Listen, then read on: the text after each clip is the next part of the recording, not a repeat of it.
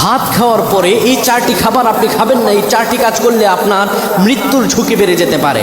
ভাত খাওয়ার পরে আমরা এই 4টি কাজ আমি বলবো হরহামেশা অনেকে করে থাকে। তাই দেখা যায় এখন খাবার খেয়েছি, একটু করে মানুষটি স্ট্রোক করে মারা গিয়েছে। এই 4টি খাবার, এই 4টি অভ্যাস আমাদের থাকার কারণে আমাদের এই সমস্যা হয়ে থাকে। ভাত খাওয়ার পরে রাসূলুল্লাহ সাল্লাল্লাহু আলাইহি ওয়াসাল্লাম নিষেধ করেছেন, 1 নম্বরে পানি খাবে না, সাথে সাথে পানি খাওয়া যাবে না। আপনি ভাত খেয়েছেন, খাবারটা হজম হতে দিবেন, পানি সাথে সাথে খাবেন না।